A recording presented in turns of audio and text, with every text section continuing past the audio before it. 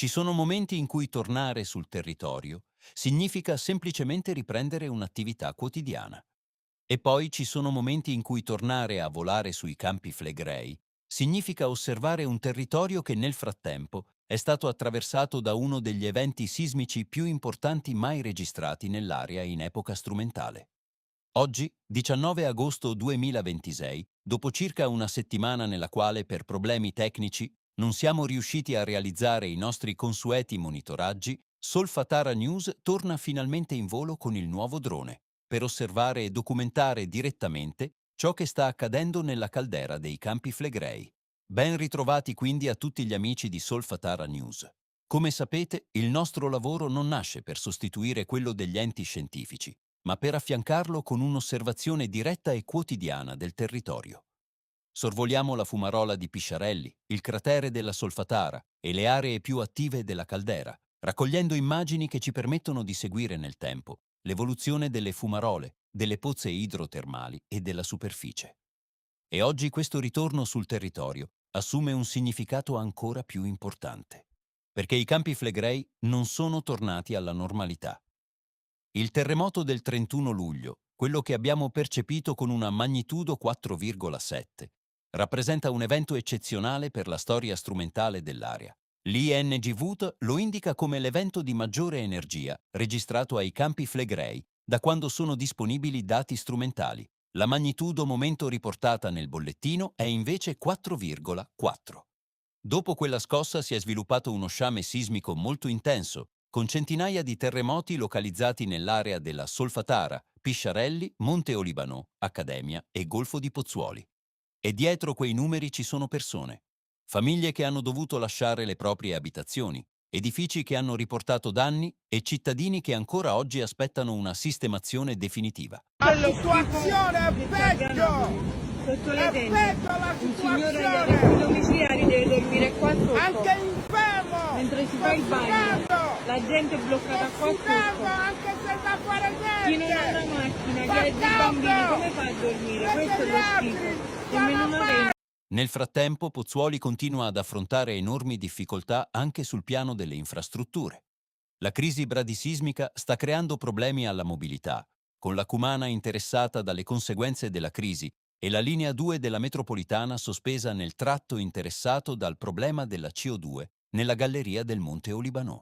E non parliamo soltanto di trasporti. Ci sono edifici pubblici e scolastici che devono essere verificati, messi in sicurezza e, dove necessario, riparati prima della ripresa delle normali attività. Una crisi bradisismica non è quindi soltanto un fenomeno da osservare sui grafici, entra direttamente nella vita delle persone. Ma torniamo al nostro monitoraggio. La prima tappa di oggi è la fumarola di Pisciarelli.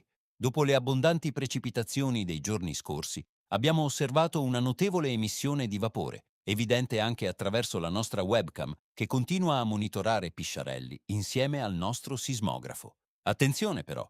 Vedere più vapore dopo la pioggia non significa automaticamente che sia aumentata l'attività vulcanica. Pisciarelli è un sistema idrotermale estremamente complesso. L'acqua meteorica può infiltrarsi nel sottosuolo e interagire con fluidi e calore presenti in profondità, modificando temporaneamente la circolazione dei fluidi e la quantità di vapore che raggiunge la superficie. Per questo quello che vediamo deve essere sempre confrontato con gli altri parametri: sismicità, deformazione del suolo, temperatura e composizione dei gas. E c'è un dato che non possiamo ignorare. Secondo l'ultimo bollettino settimanale disponibile dell'Osservatorio Vesuviano, la velocità media mensile di sollevamento nella zona di massima deformazione, dall'inizio di febbraio 2026, è stata stimata in circa 10 mm al mese, con un'incertezza di circa 3 mm al mese. I parametri geochimici continuano inoltre a confermare il trend di lungo periodo di riscaldamento del sistema idrotermale e di aumento dei flussi. Ed è proprio questo il punto. Il terremoto non ha chiuso la crisi. Finché il processo di deformazione continua, nuovi terremoti sono possibili. Terremoti della stessa magnitudo dell'evento del 31 luglio sono possibili e non possiamo escludere, sulla base della sola magnitudo osservata finora, che in futuro possano verificarsi eventi anche più forti. Ma questo non significa che un terremoto più forte avverrà. La scienza non può prevedere oggi quando arriverà il prossimo terremoto, né quale sarà la sua magnitudo. Può però osservare i segnali. Ed è per questo che il monitoraggio continuo è fondamentale. Dopo Pisciarelli ci siamo spostati verso il cratere della Solfatara. Nei giorni precedenti avevamo osservato una situazione con una presenza molto più contenuta di vapori e una superficie meno attiva rispetto a quella a cui siamo abituati. Oggi invece il quadro è differente. Il cratere torna a mostrare una maggiore presenza di emissioni, mentre le fumarole alte appaiono nuovamente attive. Anche qui però non trasformiamo una variazione visiva in una previsione.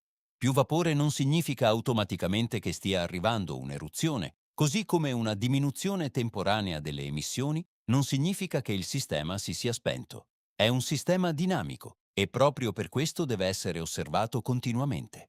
Abbiamo poi sorvolato le storiche pozze di fango, dove abbiamo trovato una quantità significativa di acqua meteorica, ma l'alta temperatura del terreno sta favorendo un rapido processo di evaporazione e prosciugamento.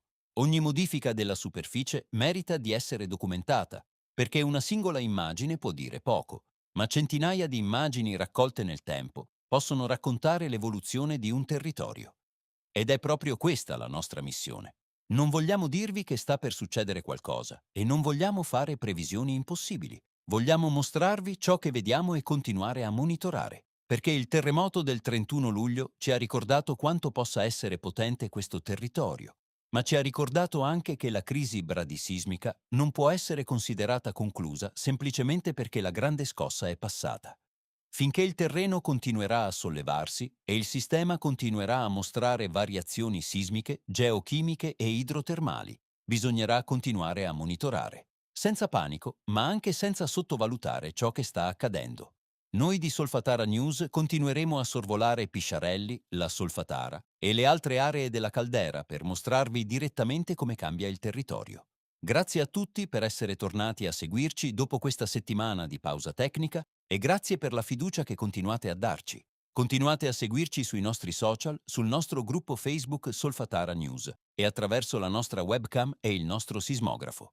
Noi continueremo a esserci giorno dopo giorno a osservare questa terra. Un saluto da Solfatara News e come sempre occhi aperti sui Campi Flegrei.